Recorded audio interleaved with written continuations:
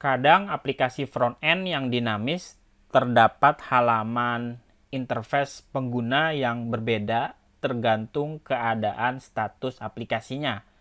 Contohnya menampilkan selamat datang untuk user yang sudah berhasil diautentikasi.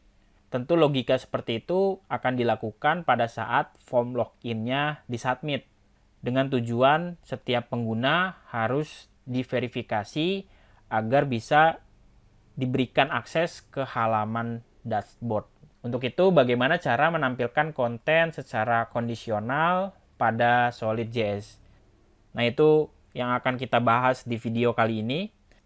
Kalian bisa saja memanfaatkan komponen show, komponen buatan, komponen yang sudah disediakan untuk menampilkan konten secara dinamis.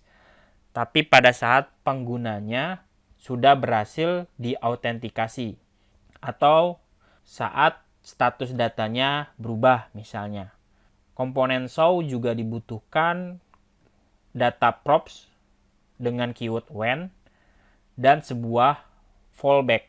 Tentu ketika props when-nya bernilai true, JSX di dalam komponen show akan ditampilkan. Berbeda jika props-nya bernilai false, maka fallback JSX-nya akan segera dieksekusi apabila fallback function-nya kalian sediakan. Sebagai contoh, misalnya kalian ingin menunjukkan bahwa cara menggunakan komponen show untuk menampilkan halaman dashboard secara kondisional.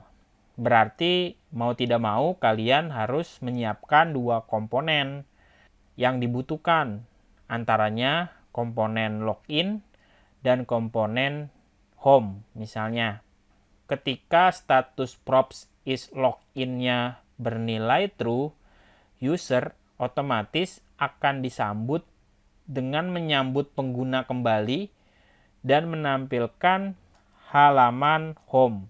Jika status is login-nya false, maka menampilkan konten yang ada di fallback function-nya, yaitu halaman login. Jadi fallback ketika salah, pada saat kondisinya benar, maka tampilkan dan render halaman home-nya. Berbeda ketika kamu menggunakan React. Cara yang paling umum yang sering digunakan dalam hal menangani aliran kontrol untuk mengembalikan komponen HTML-nya. Di kasus yang sama, berarti kalian melakukannya dengan memberikan tampilan yang berbeda berdasarkan autentikasi. Misalnya ketika if is login-nya bernilai true, return template ini, tapi kalau false, abaikan ini, lakukan re-render ulang, tampilkan welcome application-nya. Tentu cara seperti ini tidak akan berfungsi jika kamu menggunakannya di dalam Solid. Karena perlu kalian ketahui bahwa saat membangun user interface aplikasi, function komponen pada Solid hanya berjalan dan dirender sekali.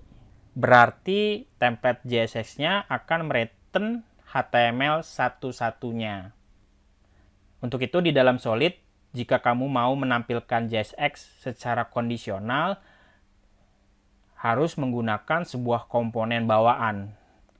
Kalian harus membutuhkan kondisi untuk berada di dalam JSX dan mengembalikan sesuatu. Tapi itu semua butuh penyesuaian apabila kamu berasal dari React.js. Kayak video sebelumnya, kalian melakukan iterasi datanya dengan sintak for. User interface seringkali mengharuskan kalian untuk menampilkan daftar data. Nah, pada Solid.js memberikan komponen for-nya untuk melakukan perulangan sebuah data agar bisa ditampilkan satu persatu. Di bagian sebelumnya kita sudah menggunakan sintak komponen di mana saya kirim data array-nya melalui props. Di dalam komponen for, kamu perlu menggunakan callback function yang dapat melakukan perulangan sesuai dengan jumlah items-nya. Habis itu dirender ke dalam list untuk membentuk susunan daftar bukunya. Apabila kalian berasal dari React, maka untuk melakukan iterasi sebuah array di template JSX-nya, yaitu kalian bisa menggunakan array.map.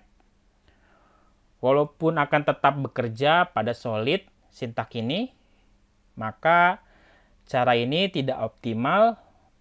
Makanya komponen for adalah cara yang lebih baik karena solid sudah sangat cerdas menentukan elemen mana yang akan selalu diperbarui. Inilah mengapa kalian tidak harus menggunakan key seperti yang kalian lakukan pada React.